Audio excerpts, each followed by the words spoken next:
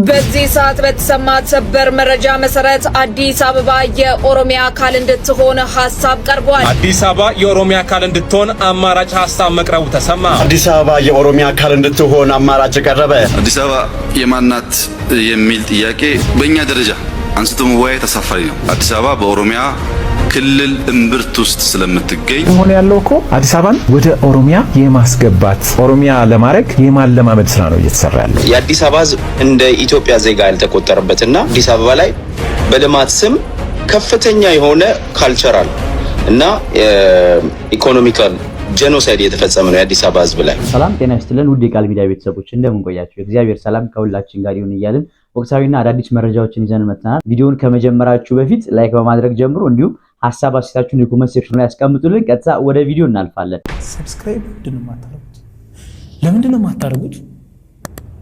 አሁን ማርኩ። በዚህ ሰዓት በተሰማ ሰበር መረጃ መሰረት አዲስ አበባ የኦሮሚያ አካል እንድትሆን ሐሳብ ቀርቧል። በሀገራዊ የምክክር ጉባኤ ላይ የአዲስ አበባን የወደፊት ህጋዊ አቋም የሚወስኑ 4 ትላልቅ አማራጮች ለውይይት ቀርበዋል። በቀረበው የምክክር ሰነድ መሰረት ተመካካሪዎች አዲስ አበባን ራስ ገዝ ማድረግ፣ የፌዴራል አካል ማድረግ፣ ራሷን የቻለች ክልል ማድረግ ወይንም ደግሞ የኦሮሚያ አካል ማድረግ በሚሉ 4 አማራጮች ላይ እየመከሩ ነው ተብሏል።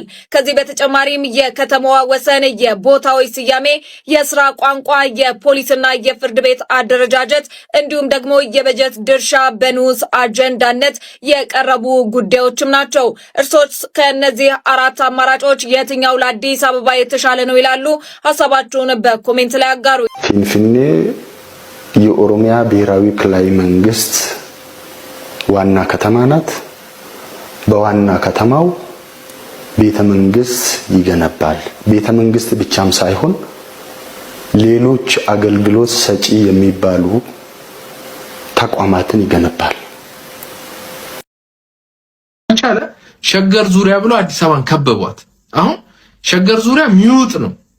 ሸገር ዙሪያ የምትለው በሙሉ ወይ የዙሪያው ከተማ ሸገር ከተማ የሚባለው በሙሉ ኦሮሞ ነው የሚሆነው። ለምን ውስጡ የነበረው ለምሳሌ ጣፎ ምናምን የነበሩት አማሮች በአንድ ሌሊት 60 ሺህ 50 ሺህ አፈናቅለው ጨርሷል። ስለዚህ አሁን ኦሮሞ ይከባታል። ያ ኦሮሞ ሁለቱ ከተሞች ፊውዝ ያደርጋሉ። የአዲስ አበባና ሸገር መጨረሻ ላይ ፊውዝ ያደርጋል። ፊውዝ አድርጎ ህዝብ ቆጠራ ሲቆጠር የኦሮሞ ቁጥር ይበልጣል ማለት ነው። ከዛ በኋላ ምንድነው የሚደረገው? ወደ ሪፈረንደም ነው የሚካሄደው። ያ አካባቢ ምን ሆነ ማለት የኦሮሚያ ካርታ ሆነ። አሁን ቅድም ካልኩ የኦሮሚያ ታላቋ ኦሮሚያ የሚሉት ፕሮጀክት ውስጥ አዲስ አበባን ወሰዱ። የመተከል ፕሮጀክት መተከል ላይ በደንብ እየሰሩ፣ አሶሳ ላይ አብዛኛው የሰራዊት ያሰለጠኑትን በሲቪል አስፍረውታል። የወለጋ ኢሹአቸውን ጨርሰዋል። የአጣዬን ጉዳይ ከጨረሱ በኋላ ካርታቸው ከሞላ በኋላ እነዚህ ሰዎች ኢትዮጵያን ወደ ምን ይቀይሯታል? ከፌዴሬሽን ወደ ኮንፌዴሬሽን ይቀይሯታል። ከዛ በኋላ ወደ ሀገርነት ፕሮሰሱን እየሄዱት ነውና ሆነ ያለው እኮ አዲስ አበባን ወደ ኦሮሚያ የማስገባት ኦሮሚያ ለማድረግ የማለማመድ ስራ ነው እየተሰራ ያለው። ለኔ የሚገባኝ ይሄ ነው። ሸገር ከተማ መሰረትን ተባልክ፣ ኦኬ ችግር የለውም። ዋና ከተማው አዲስ አበባ ውስጥ ነው የተባልከው። ኢማጂን በግዝፈቱ ከአዲስ አበባ ይበልጣል። ለሰን ዋና ከተማ መሆን እኮ ፕሮክሲሚቲ ነው። ለምታገለግለው ማህበረሰብ መሃሉ ሆነህ ነው እንጂ የምታገለግለው ከጎረቤት ክልል አታገለግለውም። ለምንድን ነው የአማራ ክልል ዋና ከተማ ታዲያ አዲስ አበባ ማይሆነው? ለምን የቤንሻንጉል ዋና ከተማ ባህር ዳር ላይ ለምን አይሆንም? ለምንድን ነው የአፋር ክልል ዋና ከተማ አዳማ ላይ ማይሆነው? ለኮንቪኒየንስ ከሆነ ገብቷል። ቀስ እያሉ ትንሽ እጃቸውን ሰደድ አድርገው ያረጓታል። ዝም ስትል በደንብ ጨመድዷታል። ዝም ስትል ጎትተው ያስገው። ይሄ ነው እየሆነ ያለው። የኦሮሚያ ክልል ፖሊስ ጀምረህ ማናቸውም ተቋማት የት ነው ያሉት? አዲስ አበባ ውስጥ እኮ ነው። ለምን? ለኮንቪኒየንስ ምናምን። የአዳማን ህዝብ አዳማ ሆነ ብታገለግለው ነው የሚሻለው? አዲስ አበባ ሆነ ብታገለግለው ነው የሚሻለው? የቀረው ምንድነው? የኦሮሚያ ክልል መስተዳድር የአዲስ አበባ ዞን መባል ነው የቀረ። ወይም በኦሮሚያ ክልል መስተዳድር የፊንፊኔ አዲስ አበባ የማናት የሚል ጥያቄ በእኛ ደረጃ አንስቶ መወያየት አሳፋሪ ነገር። አዲስ አበባ የማናት አይደለችም ብሎ የሚከራከሩ ሰዎች ምንድነው ከጭንቅላታቸው ጀርባ አስቀምጦ ስለዚህ ጉዳይ የሚነጋገሩት የሚለውን በራሱ አውድ ማየት ያስፈልጋል። ምን ታስቦ ነው የማናት የሚባለው? ለምሳሌ እኔ አዲስ አበባ የኔ ናት ስል ያንተ አይደለችም እያልኩ ሆነ ስቻለሁ። የኔ ናት ማለት ግን ጥፋት አይደለም። የኔ ሆና ያንተ እንዳልሆነች ለመናገር የሚደረግ ሙከራ ከሆነ ግን ስህተት ነው። አዲስ አበባ የሁላችንም ናት። አዲስ አበባ በሚመለከት ታሪካዊ ዳራውን መመልከት በጣም ጠቃሚ ይሆናል። የፌዴራል ስርዓት ሲቋቋም አዲስ አበባ በኦሮሚያ ክልል እምብርት ውስጥ ስለምትገኝ በኦሮሚያው ጫፍ አዲስ አበባ የኦሮሚያ አካል መሆን አለባት የሚል ጠንካራ ጥያቄ አለ። በሌላ መንገድ በነበረው ውይይት አዲስ አበባ የፌዴራል መቀመጫ መሆን አለባት፣ በቻርተር የምትተዳደር ከተማ መሆን አለባት። ነገር ግን ከአጎራባች በአጠራት ክልል ውስጥ ባላት ዘርፈ ብዙ ግንኙነት የተነሳ ልዩ ጥቅም ማክበር አለባት የሚል ህገ መንግስቱ አስቀምጧል። ይህም በሚመለከት የኢትዮጵያን ፖለቲካ አሁን ያለውን ሁኔታ በትክክለኛ አቅጣጫ እንዳይሄድ ባልባሌ ጉዳይ ጊዜ እንድናባክን የምንፈልግ ሰዎች ናቸው አጀንዳውን ኢንተርቴን የሚያደርጉት። ለአዲስ አበባዎች ይሄ አጀንዳ ሊሆን አይችልም። ለዚህ ከተማ የሚያስፈልገው የሁሉ አቃፊ ተሸካሚ ስለሆነች በሚያስደንቅ ሁኔታ በኩራዝ የሚኖሩ ዜጎች ያሉባት ከተማም ጭምር ስለሆነች እቺን ከተማ እንዴት እንቀይራት ነው የኛ አጀንዳ መሆን ያለበት። ስለዚህ አዲስ አበባ የኬሌ ሳይሆን የሁሉም ኢትዮጵያዊ ልክ እንደማንኛውም ከተማ ተደርጎ መታሰብ በጣም መልካም ይሆናል። አዲስ አበባን መጥቀም ኦሮሚያን መጉዳት፣ ኦሮሚያን መጥቀም አዲስ አበባን መጉዳት እንዳይሆን ሆኖ እንዴት ሊሰራ ይገባዋል የሚለውን ጉዳይ ሁለቱ አስተዳደሮች በሰከነ መንገድ መምከር አለባቸው። አዲስ አበባም ሳይሳቀቅ ልማቱን መቀጠል አለበት። እዛ አቅራቢያም ተጎዳን የሚሉ አርሶ አደሮች ተጠቃሚ መሆን አለባቸው። ይህም በሚመለከት አዲስ አበባ እና ኦሮሚያ ሲባል በአዲስ አበባ ውስጥ የኦሮሞ ልዩ መብት ማለት አድርጎ የሚያስቡ ሰዎች አሉ። አንድ ኦሮሞ አዲስ አበባ ሲኖር አንድ ጉራጌ አዲስ አበባ ከሚኖረው የተሻለ መብት ያለው አድርጎ የሚያስቡ ሰዎች አሉ። ይሄ ስህተት ነው። የኦሮሞ ክልል የኦሮሚያ ክልል ልዩ ጥቅም አለው ሲባል በሚያቀርበው ግብአት ልክ ሊያገኝ ይገባዋል ነው እንጂ እያንዳንዱ ኦሮሞ ከዛ እየመጣ እዚህ የተለየ ከሌሎች ዜጎች የተለየ ነገር ያገኛል ማለት አይደለም። እንግዲህ ሀብታሙ ብዙ ነገር እናነሳለን። ዛሬ አዲስ ነገር ነው ይዛችሁ የመጣችሁት የአዲስ አበባ የሚዲያ ካውንስል። እንግዲህ ምን ማለት እንደሆነ ምን እንዳሰባችሁ በዝርዝር የምናወራበት አዲስ አበባ የገጠማትን ፈተና ከምንም በላይ የህልውና አደጋ ኢትዮጵያዊነት የገባበት ጊዜ ላይ ይህንን ጉዳይ አንስታችሁ በመምጣታችሁ በእውነት ትልቅ ነገር ነው ማለት ይቻላል። እስቲ የአዲስ አበባ የሚዲያ ካውንስል ለምን ማቋቋም አስፈለገ? መሳይ በጣም ጥሩ ጥያቄ ነው። እንግዲህ የአዲስ አበባ ሚዲያ ካውንስል መቋቋም ያስፈለገበት ምክንያት እንደምታውቀው የአዲስ አበባ ህዝብ በኢትዮጵያ ላለፉት 30 ወይንም 35 ዓመታት ውስጥ የአዲስ አበባ ህዝብ እንደ ኢትዮጵያ ዜጋ ያልተቆጠረበትና ከፖለቲካ ከኢኮኖሚ የተለያዩ ሴራ ሲሰራበት የነበረ ነው። ህገ መንግስቱን ጨምሮ እንደምታውቀው የአዲስ አበባ ህዝብ ነዋሪ ነው ተብሎ የሚጠቀሰው ታውቃለህ። የአዲስ አበባ ነዋሪዎች ነው የሚሉት። አሁን ከንቲባውም ስታወራ ፕሬዚዳንቱም ጠቅላይ ሚኒስትሩም ሲያወሩ የአዲስ አበባ ነዋሪዎች እያሉ ነው የሚገልጹት።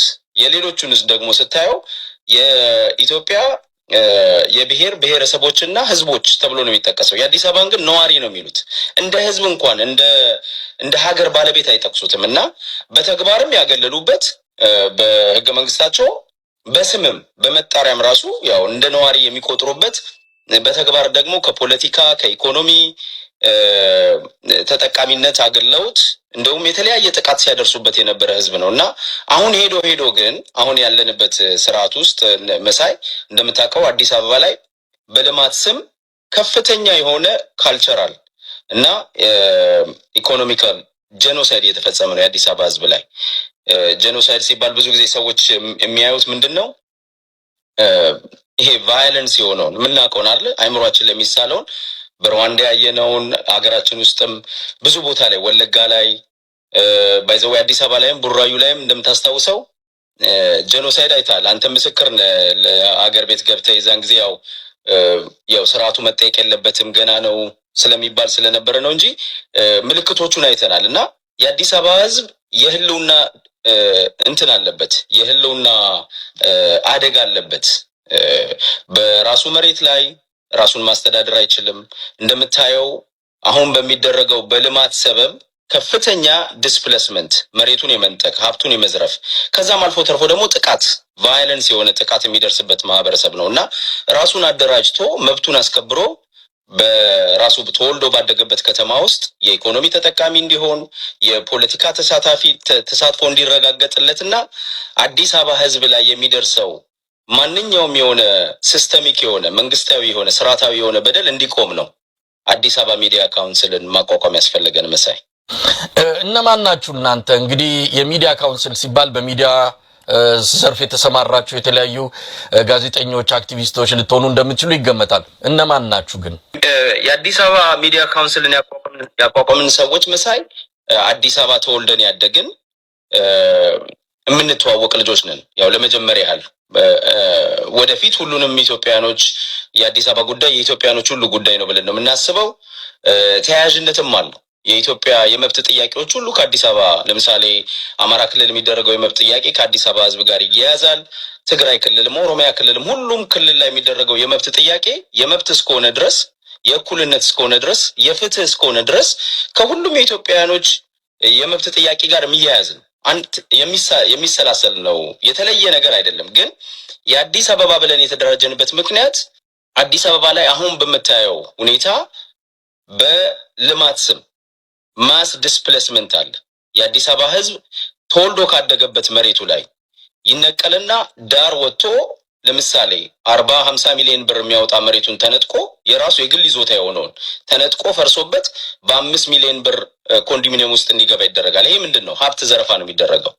ገብቷል? ኮምፕሊትሊ ከተማውን ህዝቡን ደሃ የማድረግ ስራ ነው የሚሰራው። ወዶ የሚያደርገው ነገር አይደለም። በልማት የተባለ ህዝቡን ዳር አውጥቶ ይመጣልና መሬቱን የመንጠቅ ስራ እየተሰራ ስለሆነ ይሄንን እንዲቆም ነው እኛ የተደራጀነውም ልጆች ደግሞ በአዲስ አበባ ነዋሪነት የምንታወቅ አብረን ያለን አክቲቪስቶች የሚዲያ ሰዎች ነን። ይሄንን ስራ እየሰራን ያለ ነው። መሳይ የት ነው ያላችሁት? አድራሻ አላችሁ ወይስ በመላው ዓለም በዚህ ጉዳይ ላይ ተስማምታችሁ የተሰባሰባችሁ የአዲስ አበባ ልጆች ናችሁ ይሄንን የሚዲያ ካውንስል ያቋቋማችሁት? አድራሻ አላችሁ? አድራሻ በመላው ዓለም ነው የምንኖረው። ያው የኢትዮጵያ መንግስት እንደምታውቀው ኢትዮጵያ ውስጥ በነፃነት ሐሳብን የማራመድ መብት የለም። ታውቃለህ፣ ሐሳብን በነፃነት የመግለጽ የሚዲያ ስራ መስራት፣ መንግስትን መቃወም፣ መብትን ለመጠየቅ ኢትዮጵያ ስለማትችል እንግዲህ ኢትዮጵያ ውስጥ ከኛ ጋር የሚሰሩ ሰዎች አሉ። በህቡ የተደራጁ ናቸው እነዚህ ሰዎች። እኛ ደግሞ በውጭ ያለነው በፊት ለፊት ወጥተን የአዲስ አበባን ህዝብ የመብት ጥያቄ በአደባባይ ይዘን የወጣን የአዲስ አበባ ተወላጆች ነን ማለት ነው። የተለያዩ አክቲቪስቶች፣ በሚዲያ ላይ የሰሩ ሰዎች፣ ታዋቂ ግለሰቦችም ያሉበት አደረጃጀት ነው። መሳይ እንግዲህ ሀብታም ውስጥ ስለ መሰረታችሁት ካውንስል በጥልቀት በስፋት እንነጋገራለን። እስቲ አዲስ አበባ ያለበትን ችግር እንደው በዝርዝር መነጋገር ከተቻለ እንግዲህ እናንተ አዲስ አበባ ተወልዳችሁ ያደጋችሁ ስነ ልቦናችሁ የአዲስ አበባ ከአዲስ አበባ ከፍ ካለም ኢትዮጵያዊነት መለያ ቀለማችሁ የሆነ እኛ ምንም እንኳን የክፍለ ሀገር ልጆች ብንሆንም አዲስ አበባን ግን የጋራ መለያችን ምልክታችን የኢትዮጵያ ብቻ አይደለም የአፍሪካም ጭምር ትልቅ መናኸሪያ የሆነች ከተማ ናት። ዛሬ አንሳ በአንድ ዘውግ በአንድ ማንነት ስር ያሉ ሰዎች ጠርንፈው አፍነው ቀለሟን እያጠፉ ታሪኳን እየበረዙና አዲስ የሚሉትን ማንነት ለመጫን ሰፊ ስራ እየሰሩ እንዳለ እንደው ባጭሩ መገለጽ ከተቻለ እናንተ እንዴት ነው አዲስ አበባ ላይ የመጣውን መከራ ማአት የምትገልጹት? በጣም የሚገርም ነው መሳይ። እንደምታውቀው አዲስ አበባ ህዝብ ላይ መሬቱን መንጠቅ ብቻ አይደለም። በአጠቃላይ ልክ እንዳልኩ መሬቱ ላይ እኔ ፎከስ ማድረገው ምን መሰለህ፣ አንድን ማህበረሰብ ሳይኮሎጂካሊ እንደገና ፊዚካሊ በአጠቃላይ ኢኮኖሚክሊ ይሄንን ማህበረሰብ ድሃ የአይምሮ ህብረቱን ይሄ ሶሻል ፋብሪኩን ትስስሩን ለመበጣጠስ ትልቅ ይሄ በካልቸራል ጄኖሳይድ ነው የሚባለው። በአጠቃላይ አንድን ማህበረሰብ ዲስፕሌስ ነው የምታደርገው ወይንም አንድን ማህበረሰብ ሆን ብለ ለመጉዳት ሲስተሚክ የሆነ ይሄ በየትኛው በብዙ ዓለሞች መሳይ ተደርጓል። በልማት ሰበብ የሚደረጉ ነገሮች አሉና አዲስ አበባን ልክ እንዳልከው አንተ ይሄውን ያለው ስርዓት አዲስ አበባን የሚያይበት መነጽር የተለየ ነው። ይሄ ያለው የነ አብይ አህመድ ስርዓት አንደኛ አዲስ አበባ የኔ ብሔር መሬት ነበረች። ሚኒሊክ የተባሉ ንጉስ መጥተው የኔን ብሔረሰብ አፈናቅለው አዲስ አበባን አሁን ያለችበት ደረጃ እንድትሆን አደረጋት ብለው ያምናሉ። ገብቷል። ስለዚህ አሁን ለነሱ ጀስቲፋየብል ነው አሁን የሚያደርጉት ነገር ገብቷል። እንግዲህ እግዚአብሔር ያሳየ አዲስ አበባ ከተቋቋመ 130 140 ዓመቱ ነው አይደለም? ረጅም ጊዜ ነው። እና በዚህ ጊዜ ሂደት ውስጥ አዲስ አበባ ፍሮም ደ ስክራች በሚባል ሁኔታ ዛሬ ያሳየው ቪዲዮ ላይ ስታይ ዋናው ሜሴጃችን ምንድነው? አዲስ አበባ ሲቋቋም ሰዎች ጥቂት ሰዎች የነበሩበት ነው። መሬቱ ይታወቃል። ባዶ መሬት ነው። ጫካ ነበረ። ጥቂት ገበሬዎች፣ ኦሮሞም፣ ትግሬዎችም፣ አማራዎችም ጉራጌዎችም የነበሩበት ግን ጥቂት ኢትዮጵያኖች የሚኖሩበት መሬት ነበር። ያ መሬት ተስፋፍቶ ያ መሬት አድጎ ግንባታ ተመስርቶበት ከተማ አድጎበት እዚህ አሁን የደረሰበት ሰፊ እድገት ላይ የደረሰችበት ከተማ ነው ያለው እና እዚህን ከተማ ኮምፕሊትሊ የውሸት ፋብሪኬተድ የሆነ ስቶሪ አምጥተ ይሄ የኔ ብሔር መሬት ነው ብለ እንግዲህ የብሔር ማንነት የብሔር ፖለቲካ የመጣው በኢትዮጵያ ውስጥ መሰለ በኔና ባንተ እድሜ ነው ይታወቃል አይደል? ኢህአዴግ ነው ይዞት የመጣው። ከዛ በፊት ኢትዮጵያኖች የኢትዮጵያ ብሔር ብሔረሰቦች ከአንዱ ቦታ የተንቀሳቀሱ ሰፊ መሬት ሊይዙ ይችላሉ አይደል? ይንቀሳቀሳሉ። ይሄ ደግሞ የዓለምም ታሪክ ነው ባይዘው ገብቷል። ዓለም ሁሉ እንደዚህ ነው የተሰራው። አንድ ማህበረሰብ ይንቀሳቀሳል፣ መሬት ላይ ይሰፍራል፣ ያንን ግዛት ያጸናና ይሄዳል። ሌሎች ይመጣሉ፣ አብረው ይኖራሉ፣ ይቀላቀላሉ። ሀገር እንዲህ ነው የሚሰራው እና ኢትዮጵያ ውስጥ አንድ ቦታ ስፔሲፊክሊ ይሄ ቦታ የዚህ ብሔር ነው ተብሎ ሊግል እየወሰደ አንድ ብሔር ከመንግስት ጋር ተዋውሎ ወይንም ደግሞ እግዚአብሔር ከሰማይ አውርዶት ያንን ማህበረሰብ እዚህ መሬት ያንተ ነው ብሎ የሰጠው የለም።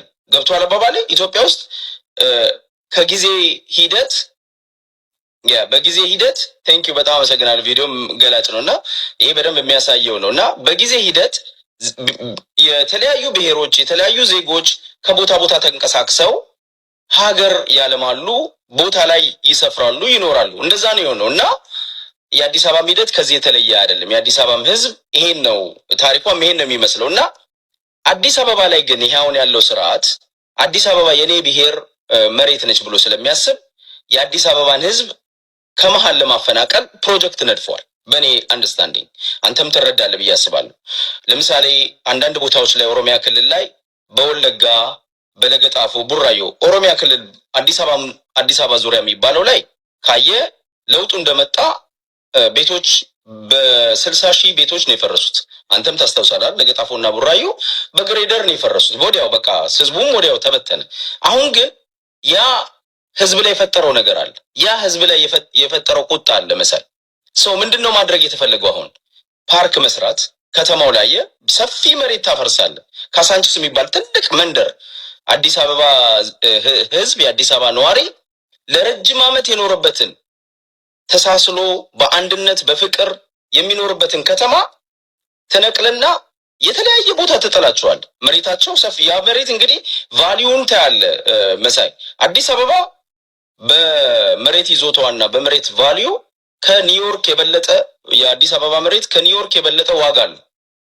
መሀል ከተማ ላይ ያለው ቫልዩ ኒውዮርክ ከተማን የበለጠ ቫልዩ አለ መሬቱ ማለት ነው። እና ስትነጥቅ ምንድነው የምትነጥቀው? የ40,000 አንድ ሰው የሚይዘውን መሬት ትንሽዬ መሬት 40 ሚሊዮን 50 ሚሊዮን የሚያወጣውን መሬት ትነጥቅና አንተ 1 እና 2 ሚሊዮን ብር ሰጠውና ትንሽዬ ቁራሽ መሬት ሰጠውና እዚህ ጋራ ቤት ስራና ግባ ትለዋለህ። ወይንም ኮንዶሚኒየም ባለ አንድ መኝታ ቤት ኮንዶሚኒየም፣ ባለ 2 መኝታ ቤት ኮንዶሚኒየም ሰጠዋለህ። እነዚህ ሰዎች ግቢ ያላቸው ቢዝነስ ያላቸው ባይዘው አዲስ አበባ ላይ ምን መሰለ መሳይ እየፈረሰ ያለ የአዲስ አበባ ህዝብ የሚፈርስበት መሬቱ ቤቱ ብቻ አይደለም ቢዝነሱ ጭምር ነው። ታውቃለህ አዲስ አበባ አንድ ሰው ቤቱ አካባቢ ላይ ቢዝነስ ይሰራል። ወይ ሱቅ ይኖረዋል፣ ወይ ስጋ ቤት ይኖረዋል፣ ወይንም ደግሞ የሚኖርበት ቤት ላይ ሌላ አከራይቶ ቤቱን ይኖራል። እና ይሄ ላቭሊሁዱን የሚኖርበትን ኑሮውን ሁሉ ማመሰቃቀል ነው የተያዘው። ቀላል የሆነ መሳይ ቀላል የሆነ ችግር አለ አዲስ አበባ ላይ ያለው። አሁን ህዝቡ አንደኛ በማስፈራራት ገብቷል። ጄኖሳይድ ቡራዩ ላይ የተደረገው ጭፍጨፋ የአዲስ አበባን ህዝብ ፓኒክ አድርጎታል። ይሄ የዛሬ 8 ዓመት የተደረገ ነው ካየ እና አዲስ አበባ ህዝብ አሁን ይሄ ስርዓት መብታችንን ብንጠይቅ በአንድ ናይት ተነስቶ ሊጨፈጨፈን ይችላል ብሎ ያምናል የአዲስ አበባ ህዝብ። እኔ ብዙ ሰው አናገር ያለው መሳይና የዚህን ያህል ፍራቻ አለው የአዲስ አበባ ህዝብና አሁን የኛ ሚዲያ ስራ ምንድነው? አንደኛ ህዝቡን በተደራጀ ሁኔታ መብቱን እንዲያውቅ ያለበትን እየደረሰበት ያለውን ነገር ይሄ ለልማት ነው ተብሎ የሚባለው ነገር ብልጭልጭ ነገሩንም አየ ብዥታ ይፈጥራል። ታውቃለህ አይደል መሳይ? አንዳንዴ እውነት ይመስላል እኮ አዳነች አበቤ ወጣ የምታሳየው ከተማው መብራት በመብራት መሆኑ፣ ፓርክ መሰራቱ፣ ለልጆች መጫወቻ መሰራቱ ያ ዲሰፕሽን ይፈጥራል። አዎ እየሰራ አይደል እንዴ? ጠቅላይ ሚኒስትሩ እየሰራ ነው። አዳነች አበቤ እየሰራች ነው። ለምን እንደምትቃወሙት? ከተማው እየለማ ነው። ቆሻሻ ነገር ነው ደግሞ እየጸዳ ያለው ይሉሃል። አየ እንደዚህ እያሉ ያጣጥላሉ። እና ይሄ ሰዎች አይምሮ ላይ ሰዎችን ብሬን ዋሽ የማድረግና ከተማውን ሙሉ ለሙሉ አፍርሶ ህዝቡን ከመሃል አውጥቶ ዳር የመጣል ሲስተም ነው። ይሄንን ለማስቆም ነው በዋነኛነት እና ይሄን እዚህ ላይ ነው ፎከስ አድርገን እየሰራን ያለን። ብንሰርቅም ባንሰርቅም እንኳን ክርስቲያን መሬት እንኳን ኦርቶዶክስ